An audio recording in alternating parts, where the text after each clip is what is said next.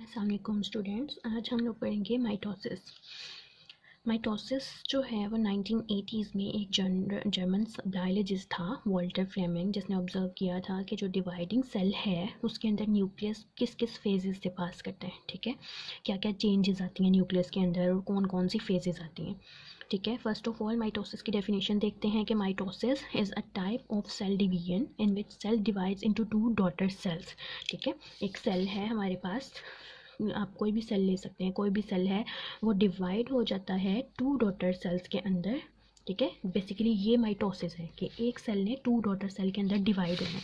ठीक है, each with the same number of chromosome were present in the parent cell. और जो daughter cells दो बनते हैं उन दोनों के अंदर सेम नंबर ऑफ क्रोमोसोम्स होती हैं एज उनके पेरेंट सेल के अंदर जिस तरह से थी, जितनी नंबर ऑफ क्रोमोसोम्स थी या जिस तरह से थी, जिस तरह से उनकी शेप थी या अपेयरेंस वाइज भी देख सकते हैं, तो सेम नंबर ऑफ क्रोमोसोम होती हैं जैसे कि पेरेंट सेल में होती हैं। उसके बाद माइटोसिस में देखते हैं कि माइटोसिस सिर्फ यूकेरियोटिक सेल्स में होती है और मल्टी सेलुलर ऑर्गेनिजम्स के अंदर, सोमैटिक सेल्स के अंदर जो है वो माइटोसिस बेसिकली होती है। ठीक है, और प्रोकैरियोट्स जो हैं उनके अंदर माइटोसिस नहीं होती, उनके अंदर इसका ऑल्टरनेटिव तरीका है कि बाइनरी फ्यूजन होती है उनके अंदर। अब क्यों, ये क्वेश्चन उन्होंने नीचे दिया हुआ है कि they do not undergo proper mitosis. Why, क्यों प्रोकैरियोट्स के अंदर माइटोसिस नहीं होती? क्योंकि प्रोकैरियोट्स के अंदर न्यूक्लियस ही नहीं होता। ठीक है, उनके अंदर ट्रू न्यूक्लियस नहीं होता। यूकैरियोट्स जो होते हैं उनके अंदर ट्रू न्यूक्लियस होता है और प्रोकैरियोट्स के अंदर न्यूक्लियस नहीं होता। दैट्स वाई इनके अंदर माइटोसिस भी नहीं होती। ठीक है, हम आगे जो है माइटोसिस की एक कम्प्लेक्स जो है वो एक प्रोसेस है माइटोसिस, और इसकी दो मेजर फेजेस हैं। ठीक है, उनमें से फर्स्ट जो है वो कैरियोकाइनेसिस है और सेकंड जो है वो साइटोकाइनेसिस है। दो इसकी फेजेस हैं। Karyokinesis means the division of nucleus, जिसमें न्यूक्लियस डिवाइड करता है, न्यूक्लियस की डिवीजन होती है। And cytokinesis is the division of cytoplasm, जिसमें साइटोप्लाज्म की डिवीजन होती है। And first of all first में कैरियोकाइनेसिस होता है, पहले न्यूक्लियस डिवाइड करता है एंड देन जो है वो साइटोप्लाज्म डिवाइड करता है।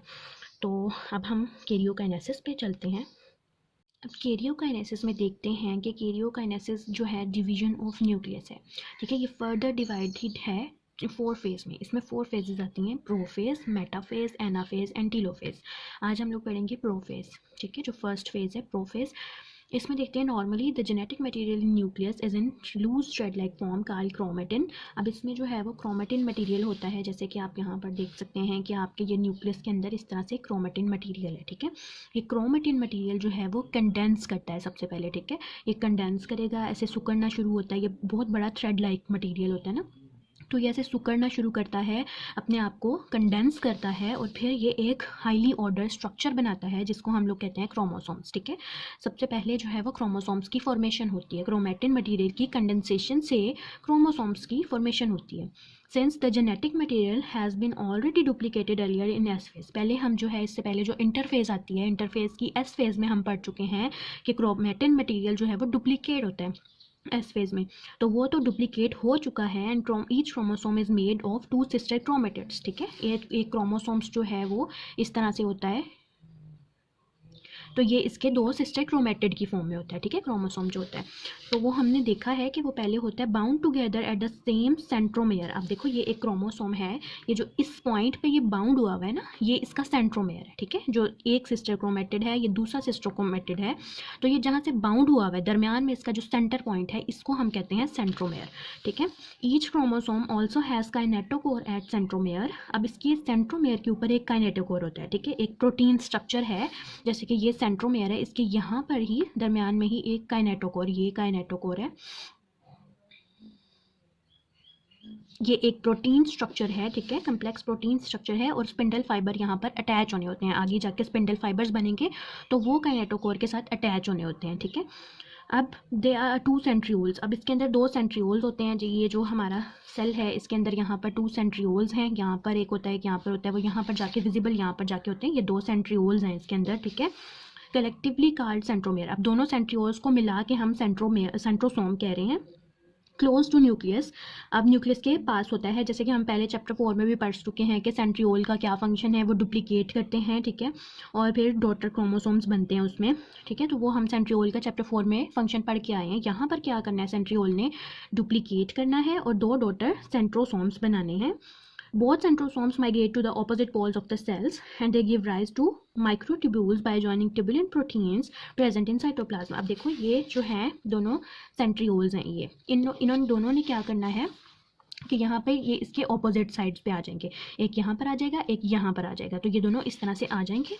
उसके बाद ये जो है वो माइक्रोट्यूब्यूल्स बनाएंगे, ट्यूबुलिन प्रोटीन्स को मिला के साइटोप्लाज्म के अंदर माइक्रोट्यूब्यूल्स बनाएंगे और वो माइक्रोट्यूब्यूल्स देन जो है वो स्पिंडल फाइबर्स बनाएंगे, ठीक है। और स्पिंडल फाइबर्स के कंप्लीट सेट को जो है वो हम माइटोटिक स्पिंडल कहते हैं। एक कंप्लीट सेट जो है ना स्पिंडल फाइबर्स का, उसको हम माइटोटिक स्पिंडल कहते हैं।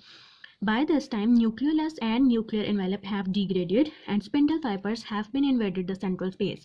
अब क्या होता है न्यूक्लियर एनवेलप, इसकी जो थर्ड फेज है इसमें क्या होता है कि न्यूक्लियर एनवेलप जो है वो ब्रेक हो जाता है। हमारे पास पहले क्रोमैटिन की कंडेंसेशन हो गई थी, उसके बाद न्यूक्लियर एनवेलप जो है इसमें ब्रेक हो जाता है, ठीक है। और एक न्यूक्लियोलस जो कि एक डार्क स्पॉट होता है न्यूक्लियस के ऊपर, ये भी हम पहले पढ़ चुके हैं कि न्यूक्लियोलस जो है वो एक डार्क स्पॉट होता है, ठीक है। तो वो जो है वो भी इस पे ख़त्म हो जाता है, ठीक है, डिग्रेड हो जाता है। न्यूक्लियोलस और न्यूक्लियर इन्वेलप जो है वो डिग्रेड हो जाता है, इसके प्रोफेज के एंड पे डिसअपेयर हो जाता है, ठीक है। और अब प्रोफेज में हम लोगों ने क्या क्या पढ़ा है? सबसे पहले हमने देखा है कि क्रोमैटिन मटेरियल कंडेंस करता है और हाईली ऑर्डर स्ट्रक्चर्स बनाता है जिनको हम क्रोमोसोम्स कहते हैं। दूसरा हमने देखा है कि इसमें काइनेटोकोर देखा है और सेंट्रोमेयर देखा है। क्रोमोसोम्स का जो सेंटर पॉइंट है वो सेंट्रोमेयर है और उसके ऊपर एक प्रोटीन का स्ट्रक्चर लगा हुआ है जिसको हम काइनेटोकोर कह रहे हैं। उसके बाद सेंट्रियोल्स देखा था, सेंट्रियोल्स जो है वो डुप्लीकेट करते हैं और स्पिंडल फाइबर बनाते हैं ट्यूबुलिन प्रोटीन से मिलके, और स्पिंडल फाइबर्स के कंप्लीट सेट को हम लोग जो है वो माइटोटिक स्पिंडल कह रहे हैं। और एट द एंड जो है वो न्यूक्लियोलस जो कि एक डार्क स्पॉट है और न्यूक्लियर एनवेलप जो है वो भी डिग्रेड हो गए हैं, डिसअपेयर हो गए हैं, ठीक है।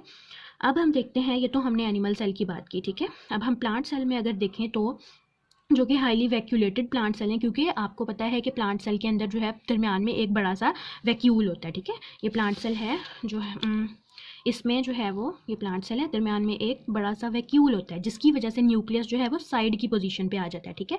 एनिमल सेल में तो न्यूक्लियस जो है वो दरमियान में होता है, ठीक है, लेकिन प्लांट सेल के अंदर क्योंकि वैक्यूल जो है वो बड़ा सा होता है इस वजह से न्यूक्लियस साइड की पोजीशन पे आ जाता है, ठीक है। तो इस वजह से the cell plant lack centrioles, plant cells के अंदर सेंट्रियोल्स नहीं होते, ठीक है।